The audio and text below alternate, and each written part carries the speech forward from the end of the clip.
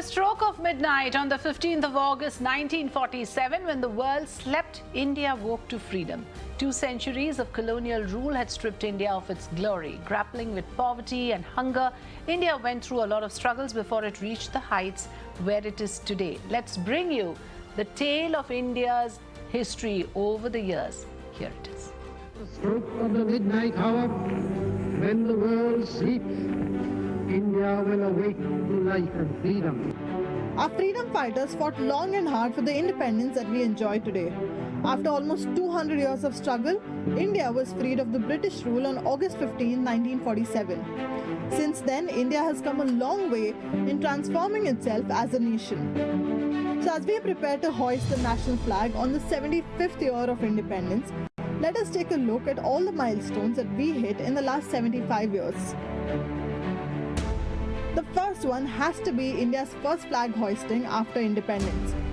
Our first Prime Minister, Jawaharlal Nehru, delivered the Tryst with Destiny speech in the Parliament just before the clock struck 12 on August 14th, and on August 15th, he hoisted the national flag atop Lahori Gate of the Red Fort in Delhi. In 1950, India became a republic country. On 26 November, the Constituent Assembly of India adopted the Indian Constitution, and just 2 months later, on Republic Day, it came into effect. 1952 saw the introduction of Lok Sabha elections. General elections were held between 25th October 1951 and 21st February 1952. Pandit Nehru became the first democratically elected Prime Minister of India. The total Lok Sabha seats at the time were 489, and the total number of eligible voters was 17.3 crores. In 1953, Nehru nationalized 9 airlines under the Air Corporations Act. He brought them under 2 PSCs, Indian Airlines and Air India International. 1963 saw India's first rocket launch. The taking off of the sounding rocket from Kerala marked the beginning of the Indian space program. Dr. Vikram Sarabhai and Dr. APJ Abdul Kalam were the brainchild of this achievement. In 1966, Indira Gandhi became the first female Prime Minister of India. After the sudden death of Lal Bahadur Shastri, Gandhi was named the leader of the Congress Party. In 1969, ISRO was formed with a vision to develop and harness space technology in national development.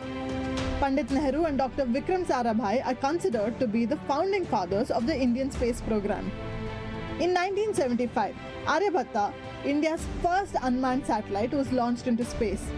And it was in 1982 that Color TV was first introduced in India.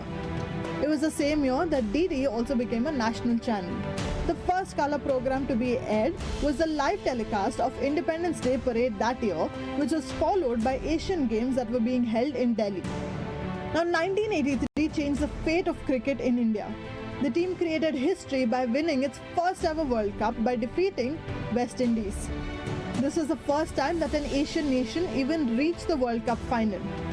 In 1984, Rakesh Sharma became the first Indian astronaut to go into space in a joint mission. The Agni missile was successfully launched in 1989, and it was capable of carrying a payload of 1000 kgs. Come 1995, the first metros were introduced. The then Prime Minister H.D. Deve Gowda and Delhi government set up a company called the Delhi Metro Rail Corporation. It was in 2007 that India saw its first female president, Pratibha Patil. She is an Indian politician and lawyer who served as a president from 2007 to 2012. Chandrayaan-1 was the first Indian lunar probe to be launched by the ISRO in 2008. This was a product of our country's efforts in research and development of its own technology to explore the moon. In a landmark move, education became a fundamental right of children in 2010. When the Right to Education Act came into force, India became one of 135 countries to make education a fundamental right for every child. In 2014, India embarked on a Mars mission also known as Mangalyaan. A space probe orbiting Mars was launched by the ISRO to study the planet. In the same year, the Supreme Court passed a judgment declaring that transgender people will now officially be considered as a third gender, and that the fundamental rights under Indian Constitution will be equally applicable to them.